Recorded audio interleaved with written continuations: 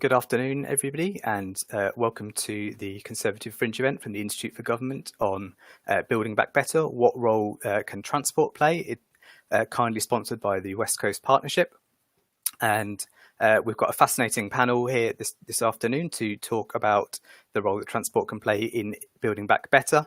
There are major announcements on devolution anticipated this year, with a national infrastructure strategy still to come. And the role of transport in connecting places and supporting the economy is particularly high on the political agenda.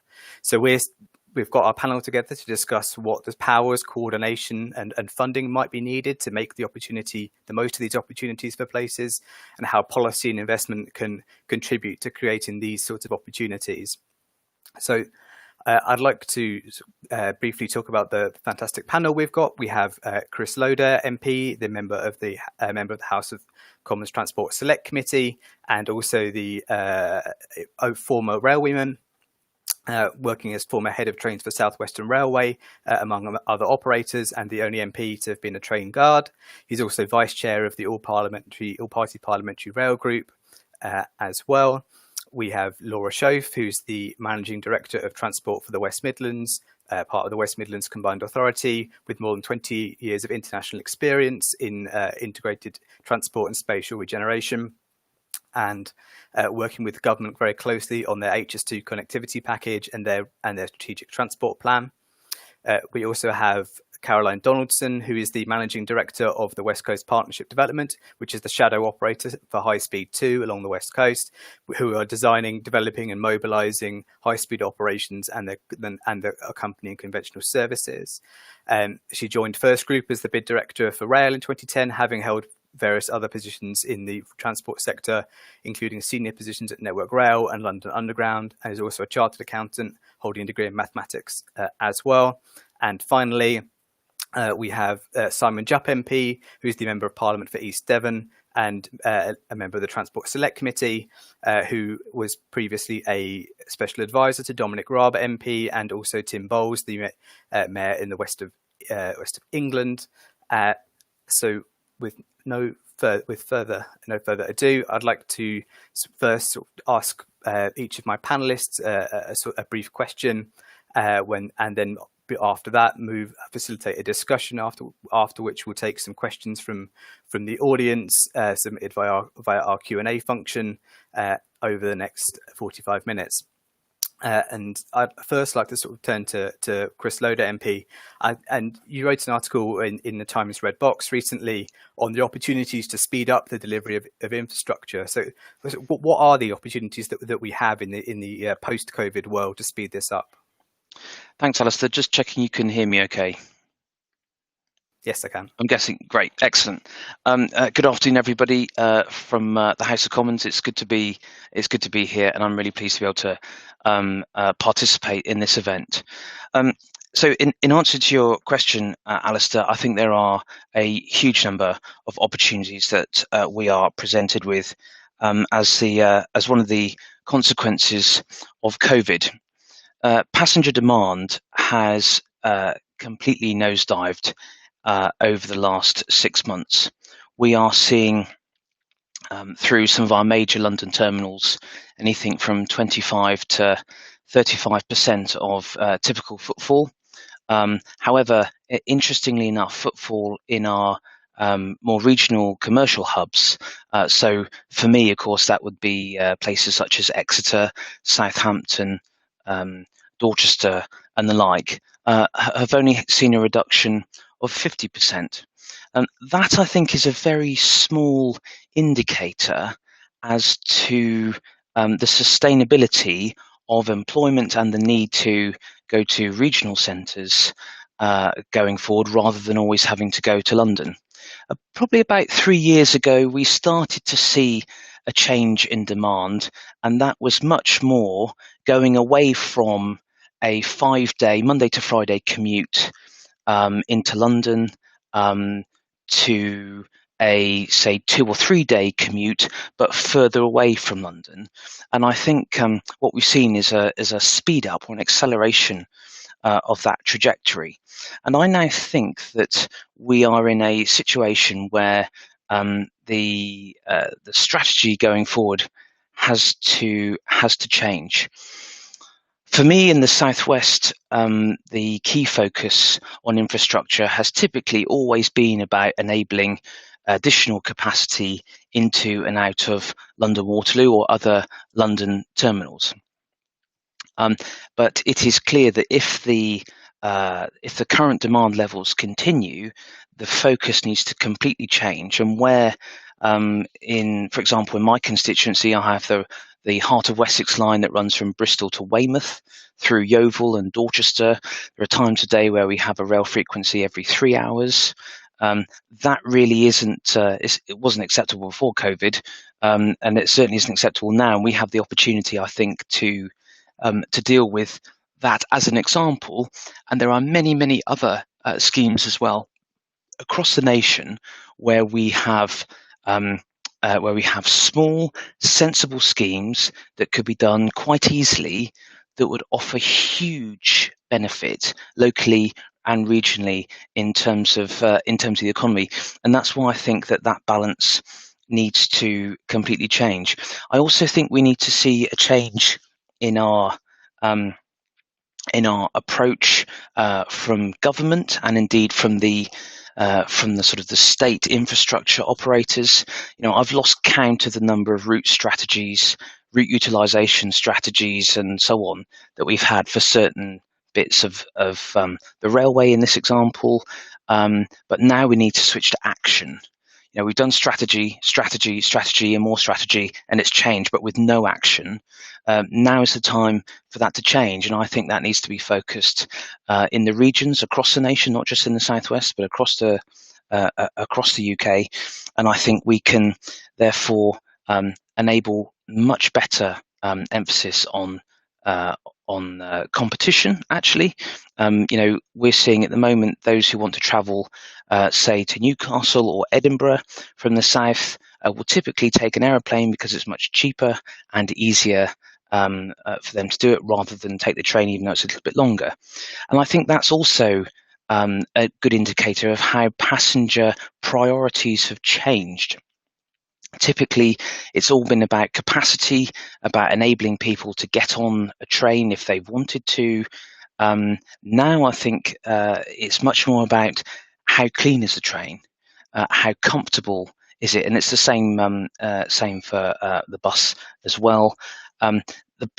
Maybe the frequency and journey time. So I think it's changed massively over the last 6 months, and I think we have to do this reasonably promptly and reasonably quickly.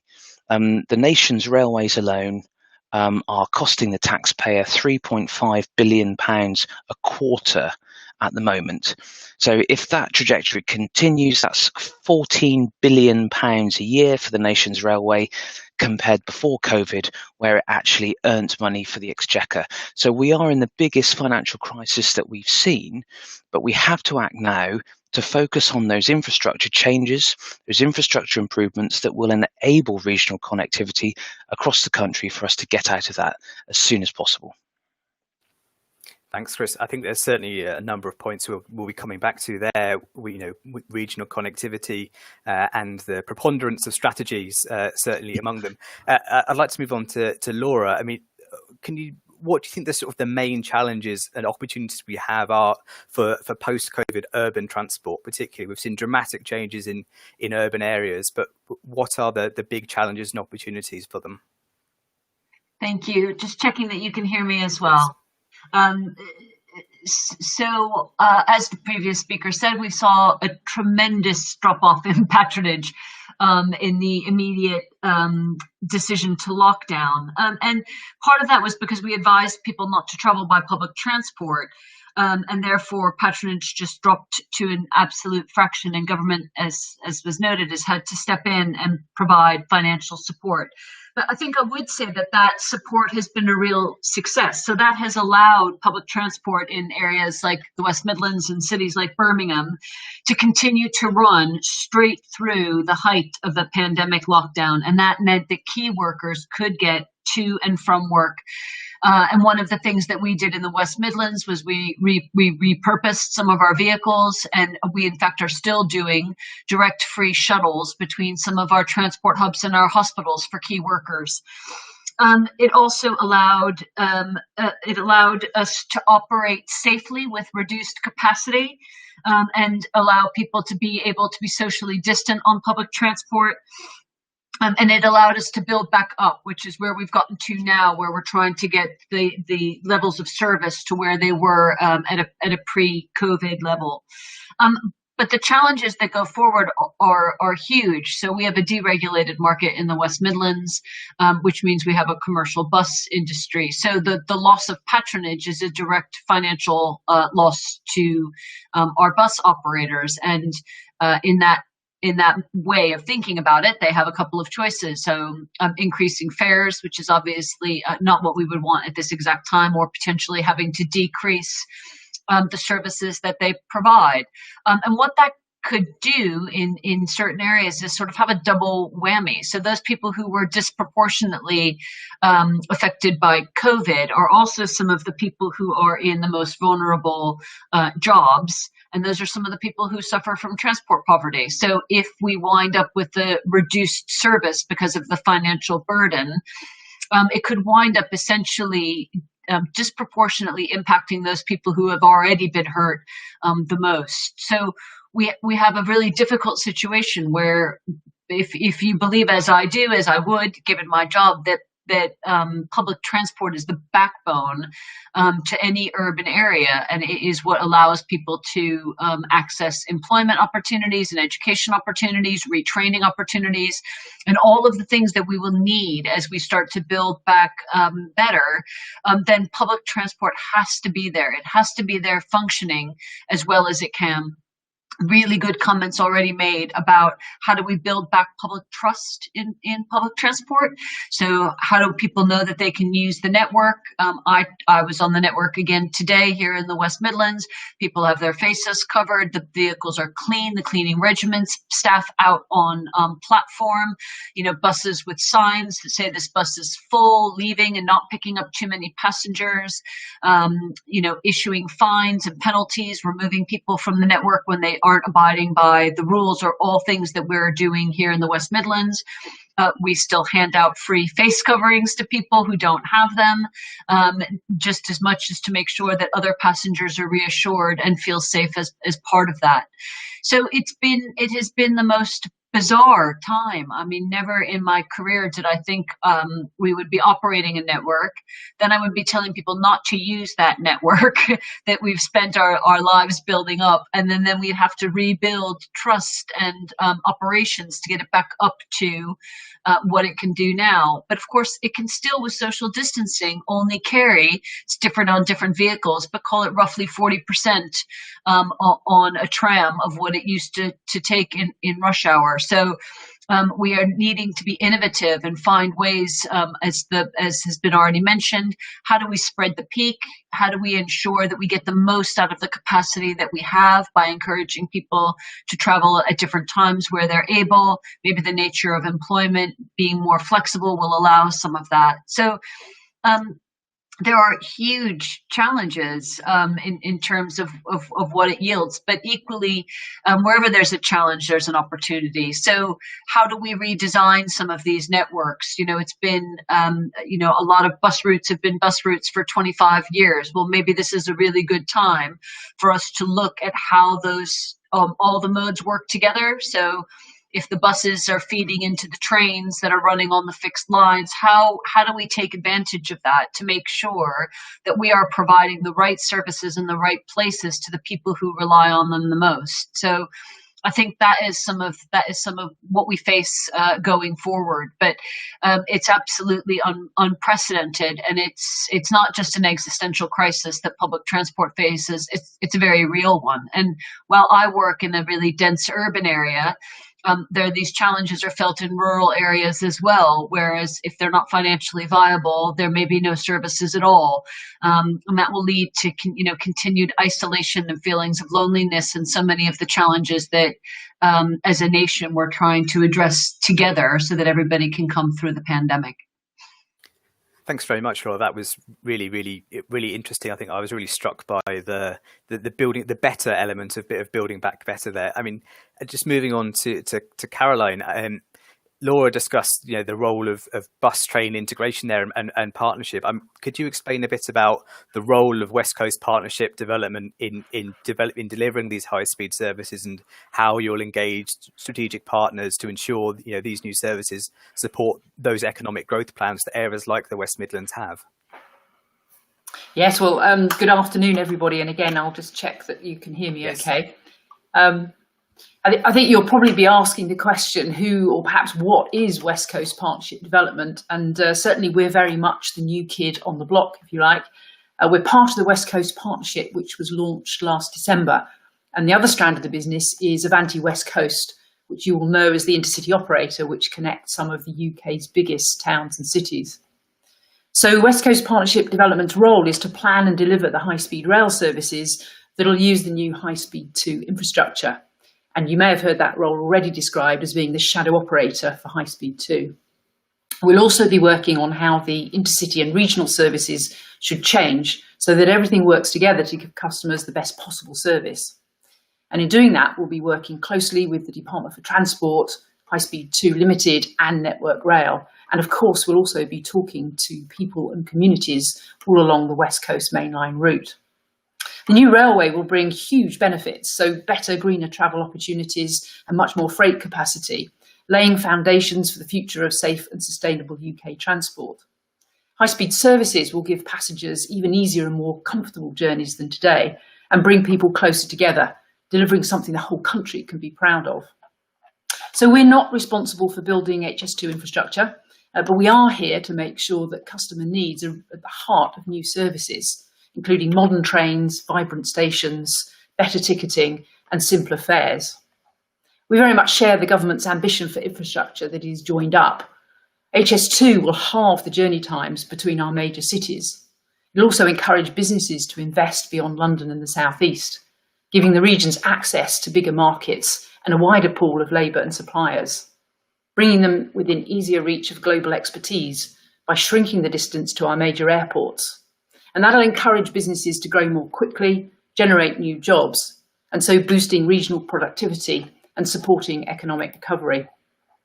And we don't have to wait 10 years for the benefits, they're already happening. So the CBI will tell you that the approval of phase 1 of High Speed 2 has led to record levels of foreign direct investment in the West Midlands, driving over 100,000 new jobs. And just in Birmingham, around the new high speed station, the urban generation plans alone will provide 36,000 new jobs and over 4,000 new homes. But our customers won't travel on bits of infrastructure or just from station to station.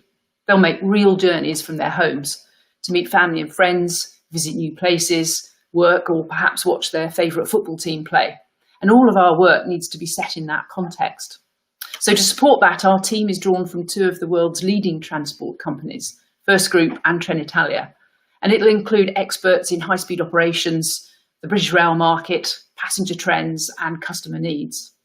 We'll be acting as the bridge between the new high-speed railway and the existing network, making sure the next generation of high-speed services also improves the existing intercity services connecting our towns and cities. And crucially, it must fit seamlessly with other transport projects in the North and the Midlands. And we can't do this alone. The government established us as a unique new partnership model to make sure that this unprecedented public investment in rail achieves maximum benefits for communities and for regional economies. We'll be working with you and with stakeholders in all regions and nations served by West Coast, across all tiers of government, alongside business, interest groups and community organisations, to help shape the future of high-speed rail services, to understand the growth opportunities for our regions, bringing them and their economies closer together and supporting quicker economic recovery. So we're looking forward to working in partnership with you.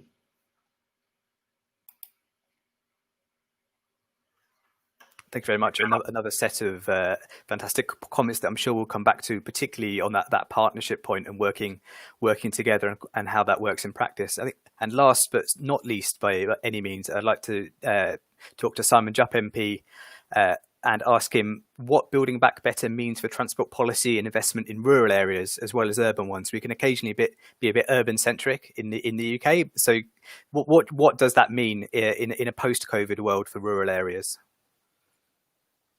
I think you're on mute, Simon. Done. God, I never thought I'd do that, but I always criticise others for doing it, but I've done it myself. Never mind.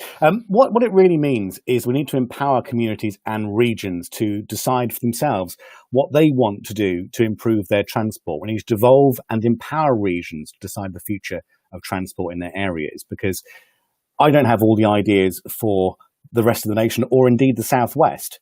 Westminster and Whitehall don't always know best. We've already heard from people on this panel this afternoon who work and intrinsically know the regions they serve, and they need to be empowered. I used to work for the West of England Combined Authority, one of several metro mayor regions in the country, and the whole point of that is to make sure that the region's transport infrastructure works for the region, because the people who are working on it understand it. It's not something that comes from inside the M25 bubble. It's something that's understood and consulted on locally with local people. And every region should know how best to reduce their reliance on cars, improve public transport, get more people walking and cycling. Regional and local leaders need to have the confidence to win support for their plans and secure the funding to get it done. Now, this is exceptionally important when we look at rural transport, where someone within the M25 bubble is unlikely to understand or know the challenges of getting from Sidmouth to Sowton in my constituency of East Devon. That doesn't mean the government should provide a blank cheque or give away their PayPal password, but what it does mean is the government should provide clear funding solutions to regions, councils and authorities to make sure that regional plans are supported and are put in place. I believe that Building Back Better means we need to empower our regions to get the money they need to improve transport, because no one-size-fits-all policy works for our country. And we all know the challenges in our separate regions. To get around the Southwest, for example, is extremely difficult if you're getting around by train, for example. The train system that we have in the Southwest connects, the vast majority of the region, but misses out other swathes of our communities. Equally, it's not easy to get around by active travel in many major parts of the Southwest too, apart from in our cities like Exeter. So we need to make sure that our regions are empowered, given the funding and the support needed. And that means real, true devolution, not just bidding into pots of money, but real, true devolution to regions to set their own objectives and deliver their projects. Thank you very much, Simon. Yeah, very, very interesting. As an ex-Combined Authority member myself, I'm keen on the concept of real, true devolution occasionally. But that after those that round of introductions, I'd like to sort of come back to the whole panel and ask a few of my own questions before we go to some of the audience points. And I'd like to start with Caroline. And what is the role for high-speed rail in a post-COVID Britain? I mean, you discussed what the impact is it's already having in places like in Birmingham and the West Midlands. What impacts can it have in local places after in a post-COVID world? Alistair, well, I think that's a very important question. I think particularly we're very well aware, as Chris mentioned earlier, with the reduction in travel that we've seen just recently. I think we're all confident that we'll see a return to travel. Human beings are naturally curious beings. They like to travel, but none of us quite knows what that will look like. But I think the connections that we need to see between our major towns and cities, and it's not just as somebody's already made the point, it's not just about London and those places. It's about connecting up Birmingham and Manchester and Liverpool and travel north and then onwards into other communities, so that actually you shrink the distance between all of these areas. So having integrated transport, making sure that the high-speed services, for example, connect properly with regional services, with bus and other modes of transport is crucially important. And I think we do need to make sure that some of the less well-used types of routes for rail get their proper focus. So if you look, for example, at the moment between Birmingham and Manchester and going beyond into the Lake District, for example, it's actually quite difficult sometimes to pick up those sorts of connections. We need to make sure that we're considering this in the round and really getting to grips with what the people, individually need as they travel along these routes. No, that's a really good point on that integration point. I mean, Laura, are powers an issue in this integration discussion? Do places need greater, different powers to build back better, or is the current suite of powers okay to have this to build the integration for transport? Well, I think it's particularly challenging where we've got a deregulated market. I think there's just no two ways about that because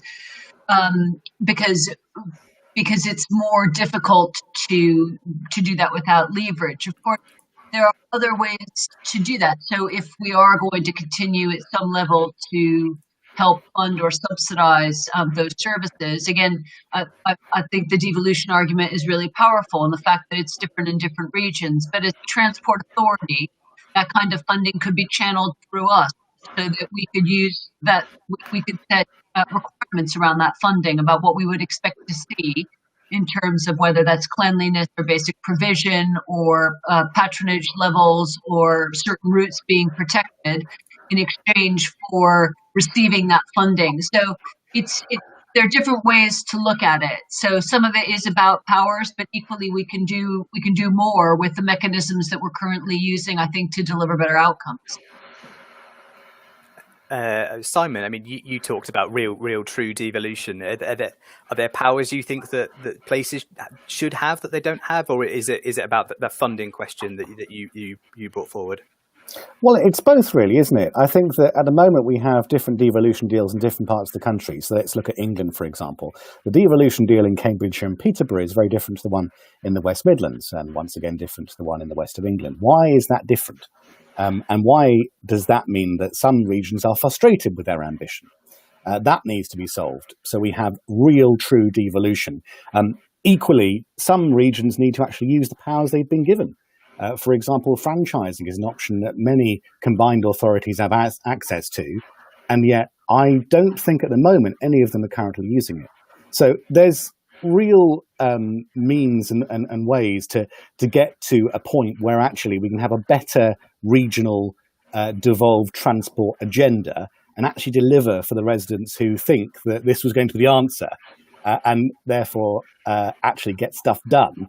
And spades in the ground. As politicians love to get pictures next to spades in the ground, one great way of doing that would be to make sure that devolution deals across the country are more similar to each other, so they can actually do the stuff they were elected to do. And I found it quite frustrating, I think, to see that other combined authorities could do something, but another one couldn't. London seems to have an awful lot of power, but other regions don't. And I think if you had a Metro Mayor on this panel, they'd say exactly the same thing to you. So I do think that the government need to work a bit more closely with combined authorities to make sure that the Devo deals they have are fit for purpose and the powers are actually used. Yeah, that's certainly a very valid point. Chris, you mentioned in your introduction that you felt that transport investment had been focused in certain ways. Has the government had the right focus on where it's invested in recent years for transport? Has it been too spread out? It's been too concentrated? I think it's been far too concentrated. But I think, if I'm honest, that's been commercially driven. Let's face it, that the revenue has generally been into and out of London or the major cities, and therefore it certainly made sense for the government to invest where maximum return is going to come back. But I think we also did not to underestimate that. London, for example, and I say this not including concessionary travel spend and not including the bus service operator grant, but London has received a subsidy of taxpayers' money of 26.5 pence per passenger journey, compared to less than half of that for non-London regions. So whilst London's had a thriving commercial basis, in the same way, compared to the West Midlands or compared to Exeter or Southampton or wherever, they've also had more than double the amount of taxpayers' money, and that just doesn't make sense. So I know the government and TfL, and particularly the Mayor of London, have had some difficult conversations over the last few months about the financing of TfL. But for me, having a very rural constituency, I mean, Simon also has a very rural patch. We struggle to make the case for vital rural bus services. It's very hard for us. But nonetheless, for us, our constituents need that bus to get to the doctors, to do their shopping, to go to the dentist, to go to the hospital. Very vital reasons that they require transport. Whereas, much more public money has gone to London that also provides much more leisure travel. So I think the rebalancing has to happen. I think government priorities have to change. I mean, we're seeing, with the implementation of the emergency measures, the emergency recovery measures agreements, there is clearly about to be a sea change in respect of provision of rail services. And that, of course, is the beginning of what I think is going to be major change when it comes to the Williams Review and other things that are forthcoming. So yes, I think in answer to your question, I think the government has to change its approach. It needs to be much more regionally focused. It needs to be concerned about travel from Bournemouth to Exeter, as far as I'm concerned, rather than Bournemouth to London or Exeter to London. And that's just one example of many, many more areas around the country where I think the same principle is valid. Does that mean the government needs to change its approach to how it evaluates projects? They've got the tag system, the transport analysis guidance. Does that need to change as well? Yes, and it is changing. I'm very pleased that the Chancellor has already told us about that. And the web tag system that's traditionally used for infrastructure, to evaluate infrastructure investment, and there are other things, called like the Green Book and others that I'm sure, colleagues on the panel will have heard of and be aware of. They are going to change as part of this levelling up agenda. And it is absolutely the right thing to do. And I can't welcome it enough. The thing I am concerned about, though, as I mentioned right at the beginning, is that we mustn't live in a fantasy when it comes to investment in transport, because we are in a really difficult financial space at the moment. It is fair to say, without any question, that the government investment has been great to keep services running. But when it costs £3.5 billion per quarter, it is not sustainable until further notice. There will have to come a point where we absolutely have to make sure that passengers come back with us. The point was made, either Laura or Caroline made it earlier, where the government's messaging back in July was discouraging of passengers travelling with us. I put that question to the Secretary of State in the House of Commons on the 22nd of July to say, this isn't on, it has to stop, because ultimately we're going to have, we're going to go straight into a brick wall in terms of our business model if we're not careful. And I'm pleased that was changed. But it does mean that operators have to change how we encourage passengers back, whether it's bus or train. And my real concern at the moment is I'm not convinced that the ERMAs, the Emergency Recovery Measures Agreement for rail, are actually structured in a way that incentivises the operators to do that. That is a concern to me, and we're going to have to watch this quite closely, and I'm sure the Select Committee will do so in the coming months. Okay, yes, certainly, yeah. Very technical tag and web tag, but always very controversial at the same time. And I'd like to come back to Caroline. I mean, we discussed a little bit in our sort of introductions about the role sort of partnerships can play. Are partnerships more important in a post-COVID world? Are we going to need more private-public sector working, or can the public sector go it alone? Are they more important? I know. All I do know is that public and private partnership is very important. I mean, you just have to look at some of the economic opportunities that we've been talking about. Whether we're talking about high-speed rail or investment in other rail or transport opportunities, they're just the enabler, aren't they? Really. Bringing people, closer together and providing the opportunity. Actually, what we also need is businesses that have the ambition and are equipped with the skills to really take advantage of that kind of catalyst, if you like, for economic growth. And I think the point was made earlier. I also have worked in local economic development, actually, but in East Anglia. And, there's no one that knows the patch like the people who are, whether we're talking about local government or enterprise agencies or the Chamber of Commerce. People in the local patch really know where those economic pockets are, where the opportunities are, where they're trying to build clusters of new tech developments or whatever it is. So I think it would be, in any environment, you can't do these things in isolation. You really have to work together. And absolutely, if we're going to recover from the pandemic quickly, build back the economy, we need to accelerate some of those opportunities. It's more important than ever before.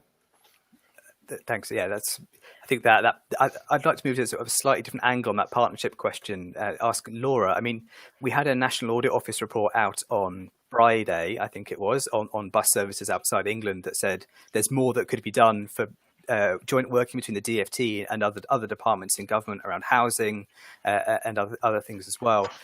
Is there more scope for departments to work together and talking to local areas as well as local areas working together?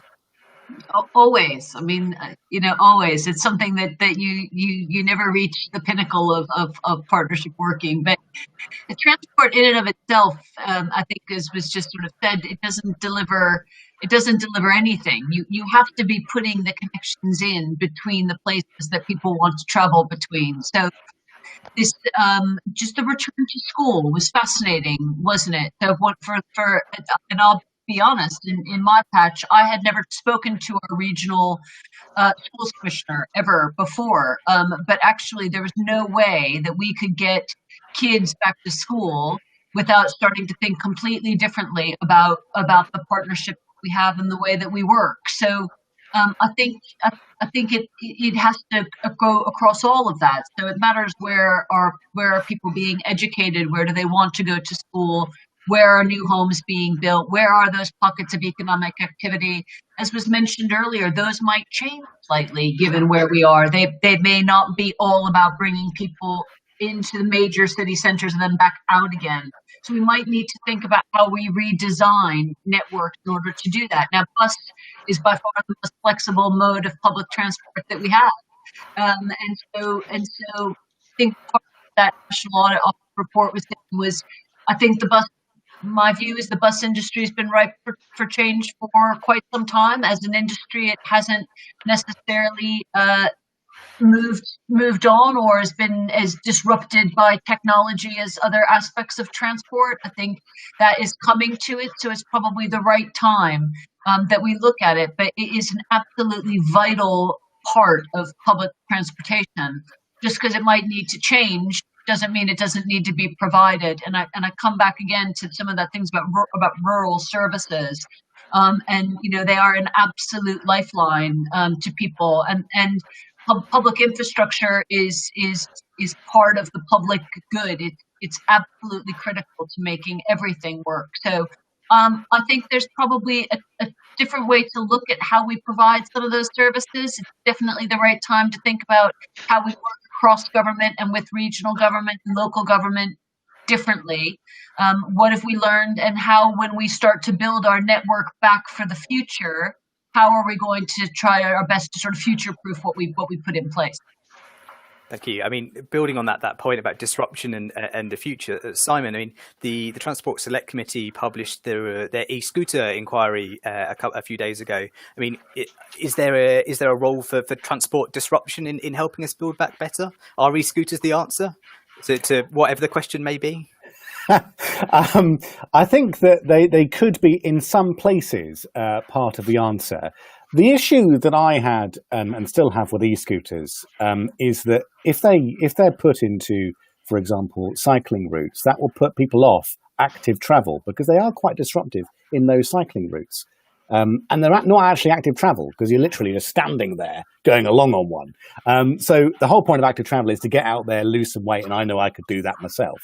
I don't think e-scooters are necessarily the answer everywhere, but they could be in urban places in particular. I think at the sight of an e-scooter on a rural road between where I live in Sidmouth and Budleigh Salterton would be absolutely terrifying. So it really does depend on the area. But there's absolutely a case for disruption. And I think what the government did in the last couple of months, and that is empower local authorities to put in temporary cycle lanes, has been a really interesting exercise in how people get around and how people actually get from A to B. And particularly, I cover a corner of Exeter, and Exeter's used it to a really good extent that hasn't really had a huge impact on travelling around the city if you're travelling by car, but has empowered people to use pedal power to get around our city. And that's been really welcome and really useful. So disruption, I'm altogether up for that, but e-scooters perhaps only in urban areas, because otherwise I'm rather terrified when I'm going down the road or anyone else might be on a country lane, for example. Yes, they're certainly a challenging addition to the road mix. I mean, Chris, I'm sort of blessed by having two Transport Select Committee members here. I mean, we have the government saying they're going to build back better, but how in the Select Committee can you scrutinise that? What's your role in saying, you have or haven't built back better? How can the TSC hold the government to account there? Well, Simon and myself and, our colleagues are in a unique position, really on behalf of the nation, to hold the government to account for its transport strategy, what it's going to do and how it's going to spend its money. I've been, I have been a critic, I'm afraid, of how government has prioritised its funding over the last 10 years. I remember listening to a former minister, I think it was Claire Perry, at the 2015 conference, just talk about urban transport and the need for rural transport to be featured in that. Just didn't happen. And so I can easily see how we have gotten to a point where the focus has been on urban.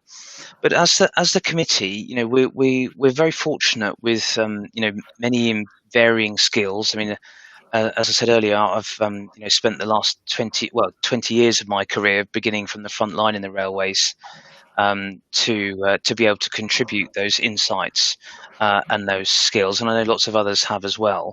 And we will be asking questions and have been asking questions, both to the department, to Network Rail, and indeed the operators, because we have all-party rail groups, a number of them. Specifically, Simon and I are on the all-party parliamentary group for the South Western Railway, where we have a regular dialogue with the top managing director and Network Rail to ensure that passengers receive the service of which they expect. But it is, I think, really important to note that there is now a priority to ensure that the taxpayer gets value for money, because previously, take the South Western franchise. Typically, that's turned over £1 billion of revenue a year, and give or take a bit, 40% of that, so that's 400 million, has gone to the exchequer for either spending on infrastructure or redistribution.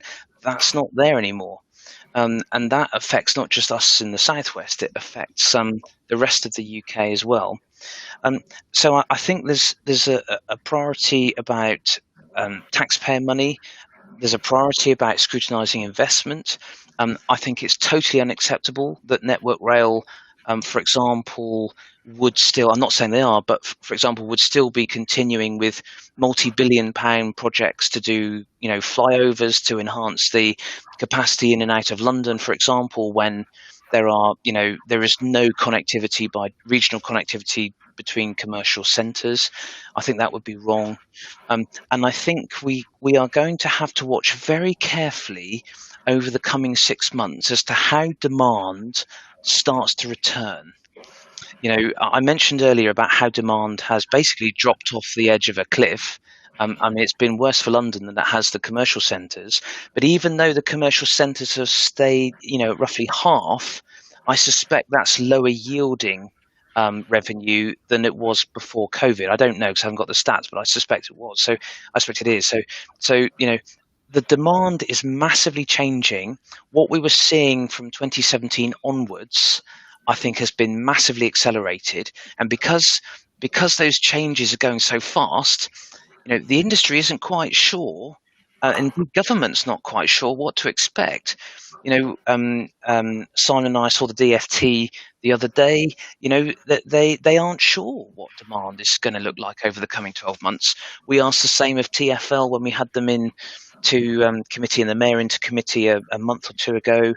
And the strategy director also, couldn't answer that question. It's not because they're incompetent; it's because we genuinely, don't know. So we're going to have to watch it. We're going to have to make sure that the industry becomes much more agile and nimble as well.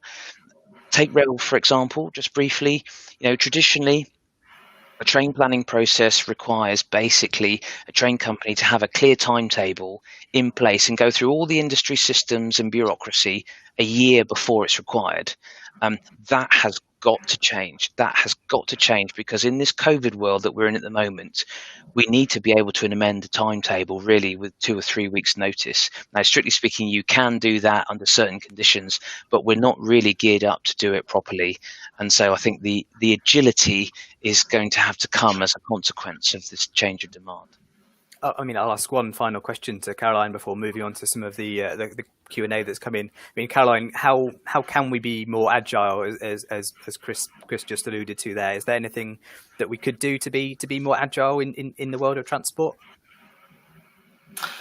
I'm sure there are many things, Alistair, that we could do. I think there's a good balance, isn't it? I'm sure that Chris is not suggesting that we throw out planning altogether. So the question really is actually, how do we provide people with a basis for planning? We've already seen, for example, with high speed, with the permission to proceed, that's led to great investment. So what we have to do is, I think, provide an environment where there's sufficient for people to be able to make their plans and make their investments. But at the same time, recognizing that we can, this last 6 months has been the most amazing example of how none of us really foresee these sorts of circumstances. So I think the secret is exactly what Chris was saying, in fact, which is about agility. So making sure that we've got, yes, evidence-based decisions, but actually we know exactly where the levers are, so that when we see changing circumstances, we can we can pivot around, and we've got to have the things at our disposal, whether it's the ability to change the timetable, or actually what goes with that is a whole host of practical things, whether you're in the rail industry or the bus or any other transport industry. We've got to have well-skilled people that we can retrain quite quickly and redeploy quite quickly as well. So there's a whole host of practical things that goes with that ability to be agile, I think. Alistair, may I just briefly come back to something I forgot to mention, and that's about rolling stock. We have seen a strategy in the last 3 or 4 years where we've believed, or the government have believed, it's been the right thing to do to have fixed formation long trains. So, and I'm talking about commuter services. So GTR, the Thameslink services, increasingly fixed formation 12 cars. That has not been the right decision to enable agility going forward. It might have been the right decision at the time, but I think in terms of agility, it's not just from that planning point of view, but I think it's from the resources point of view as well, to enable us to match that demand capacity, because otherwise we're just going to be carrying around hot air. And because, that hot air either requires a diesel engine, or it requires electricity from the third rail or the overhead wire, that costs energy, and we shouldn't be using energy that we don't need. Thank you. Yeah, point very much appreciated. Just moving on to a few some of the questions that we've had come in. Laura, we've had one in from Vasco Basak. Post-pandemic, will there be changes to the design of urban streets and roads to accommodate buses, bus stops, cycle, pedestrians, and delivery bays? So Simon mentioned some of the temporary measures that have gone in. Do you sort of anticipate those types of changes being much more long term? Well, I do, and I have to say it's been some of what we've seen. Like I said, I was in the centre of Birmingham today.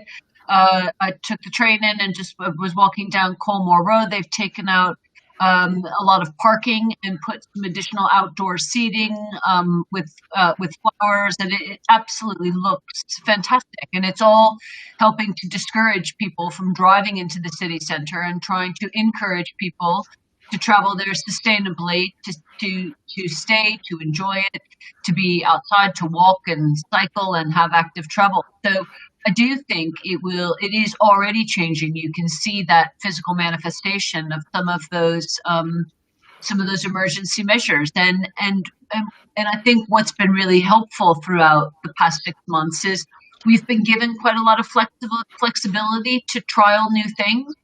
And Simon's absolutely right. I mean, even in the West Midlands, we've found that the scooter trial that we're doing is working really well in the city centre of Birmingham. It wasn't working so well in the centre of Coventry. So we've put more into the centre of Birmingham where we can see where it's making a difference. But that ability just to have your hands untied, to trial something, when it works, to roll it out, to then trial something else, realize maybe it's not working and put it back is exactly that kind of flexibility that we were just talking about. So if this is sort of an accordion and at some point we're here and then at some points we're here, having that flexibility has been there. But I absolutely think it's a great question. And I think it's actually evident on lots of our streets. And ultimately people will vote with their feet, won't they? If people are enjoying those, then they seem to be a great benefit to the community, as many of them are, then they'll stay.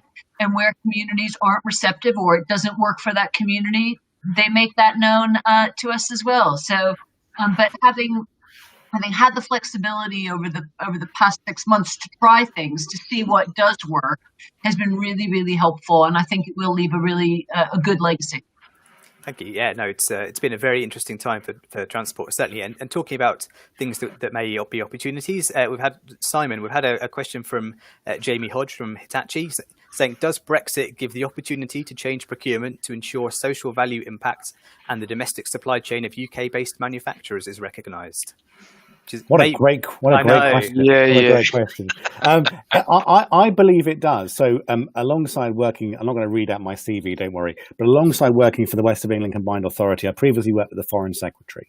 And one of the things I noticed when we were out discussing trade deals in Europe and elsewhere at various different conferences was the real willingness of technology companies to work really closely with us as a nation and actually invest in our country to make sure we do have better technology, the latest, snazziest trains that are extremely comfortable, buses and things like that. So I think, I think that Brexit is an opportunity to see investment in this country in a way that we haven't done before, to make sure that, we are traveling, no matter which mode we take, in style, because we're never going to get people out of their cars if the alternative isn't exactly comfortable, it isn't something they want to do.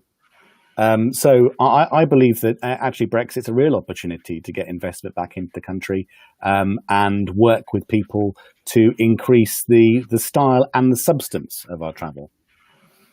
Thank you. Chris, you're hearing there. Indeed so. Yeah, so I just wanted to add to that a little bit. This time last year, when I think we were in Manchester, I attended a senior industry session. I think it was RDG facilitated, which Professor David Begg chaired. And this very question I put to that group, and I was basically accused of being Trump-esque by saying that, actually, whether we like it or not, Brexit is coming. We will deliver the democratic will of the nation, but we should really consider the opportunities that Brexit offers us. Take away the politics of whether you supported leaving or remaining in the EU. The reality is it's going to happen. Rather than spending years sort of saying, oh, no, it's dreadful, we can't do it, blah, blah, blah. We have to embrace where we're going, and we have to understand where the opportunities are. And personally, I'm not convinced that that the industry absolutely gets it yet. And I'm not meaning that to be discourteous.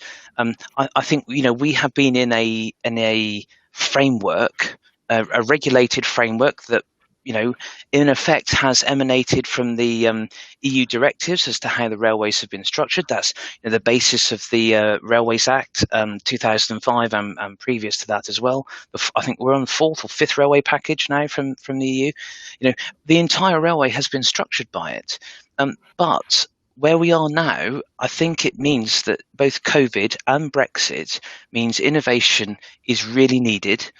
I think the ability to really bust the procurement rules that are mandated on us from the EU will mean that we will be able to return to this country more jobs for the manufacture of trains, for the manufacture of rail, for the manufacture of buses. I mean, I know we've got some great bus operators here, bus builders here anyway, but I think Brexit is heaving with opportunity for the UK, and I should be delighted to hear from Jamie directly, because I know he doesn't quite, or last time we had that conversation didn't quite share the view, but I should be delighted to chat to him. Thank you. I've a slightly different point here is raised by one party member. I mean, Caroline, maybe you have a lot of experience in the rail industry. This might be one for you. How do we protect the non-mainline lines? Which is a lot of use of the word line there in a sentence, but is there anything we can be doing to protect them? But they're essential to those regions and communities that linking those smaller areas up. Is there anything else that we could be doing to protect them? Well, I think it's a testament, if you like, to the success that we've seen in the rail industry in the last 20 years that people are actually asking that question, having seen quite a lot of decline. And I think the first thing is in terms of anticipating and working, as we said, with local partners. We need to understand where those opportunities are. We're actually seeing not so much protection of local lines, but we're seeing new lines being opened up at the moment. There are a couple of good examples in the southwest, and that's all about working in partnership and making sure that people are coming together, because there are investment funds that are there to do this, but actually what you need is a combination of real ambition from the local economy. You need a bit of seed corn funding, and you need a bit of intelligence about the way that you design things. So making sure that when the local train arrives from the line, it connects immediately with a train that's going on to bigger destinations, and vice versa. Because that's what will get people to travel and start using much more environmentally friendly modes of transport, and open up some of those opportunities that we've talked about. Thank you. I think I've got time for a couple more questions. So what I will do is I will ask each of you the same question, and you can give me a response in 30 seconds or less, hopefully. The government has announced a union connectivity review chaired by the chairman of Network Rail, Sir Peter Hendy, looking at the links between within the UK, within England, Scotland, Wales, Northern Ireland, and including the Northern Ireland to Scotland Bridge concept, but also regional air connectivity, and the A1 and road and rail. What one thing would you like to see from the union connectivity review? And I hope my stalling in asking that question quite slowly there has bought you all a bit of time. So I'll go to Chris first, who was looking enthusiastic there. Yeah, I'm very enthusiastic about this because I think it relates also very closely to the rural question just now. I think one of the biggest constraints that we have at the moment is the franchise map. I think it's really sad, actually, that we have got to a point, and I appreciate that the devolved governments like this, and I appreciate that, the devolved areas like this, but the reality is, if you have a Welsh railway or a Scottish railway or a railway that's sort of prescribed or mandated by, say, the West Midlands local authorities, or I'm just saying that because Laura's here, but the same anywhere else, across the country, the focus goes on them, and what happens is that the rural areas in between get missed out, and I'm afraid that's the case with us in Dorset. Is a brilliant example of that. The franchise map, we're really on the edge of the Southwestern and the Great Western franchise. It is an absolute travesty that for years and years, a good number local councillors and others have wanted to have a Waterloo to Barnstaple service that actually would be good for capacity at Exeter. It would offer more regional connectivity, and it hasn't happened because of the franchise maps. That's one example. I'm sorry, that's not a poke to First Group. It's just one example. There are many others. The Welsh. The fact that Mid Wales and Mid Wales, for example, is not connected to London, I think, is a shame. I think Scotland equally. Moving forward, post Brexit, post COVID, we are going to have to think outside of the box of where these franchise maps have typically constrained us. And I really hope, I should imagine Sir Peter Henley's got a lot in his hands anyway with Network Rail, but nonetheless, I really hope that he gives some real attention to that. I should love a direct train service from Dorchester to Edinburgh. So if anyone wants to put that in the mix, I should be very happy to support it. There's a bold move there for a new long distance service. Laura, I'm going to come to you next. What one thing would you like to see in the Union Connectivity Review? So I think I'll go back to devolution. So I think what we've got is different levels of devolution in different parts of the UK. Different areas have different powers, and I think it would be really interesting if this piece of work looked at the effectiveness of devolution in different areas and came to an assessment of how that could be improved to help deliver that sort of that joined up service. In the West Midlands, I know exactly this issue about Wales, because obviously we've got some train services that serve us that go actually out to Wales, and how we map that through into our services locally is challenging. But actually, I do think it's not beyond the wit of man. And as an American who comes from a long time ago now, but from a really large geography. The geography of the UK is not insurmountable. And so I think some of these challenges, whether that is devolution or franchising or the maps of different franchises, it does need to be looked at, and to be looked at comprehensively. And I would love to see it come to some conclusions about the benefits of devolution in different areas, and maybe we could see something more uniform. And Simon, what one thing would you like to see?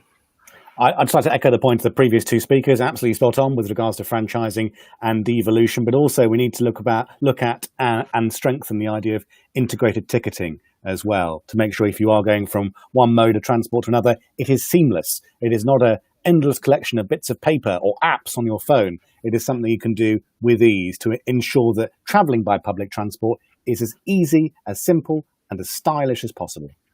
Thank you. And finally, Caroline, what is your one wish? Recognising that high-speed rail is just one component of a fully integrated transport system, you will not be surprised to know I'd really like to see us fulfil the true potential that high-speed rail can bring to our economy by joining up as far as possible all four nations, recognising some of the challenges with Northern Ireland. But perhaps that's related to the new bridge. Thank you. And I'd just like to conclude by thanking our partner, West Coast Partnership Development. Thank you to my excellent panel. And we have our last event of the day at 6:30 on how to get net zero done. And thank you very much for watching this live event.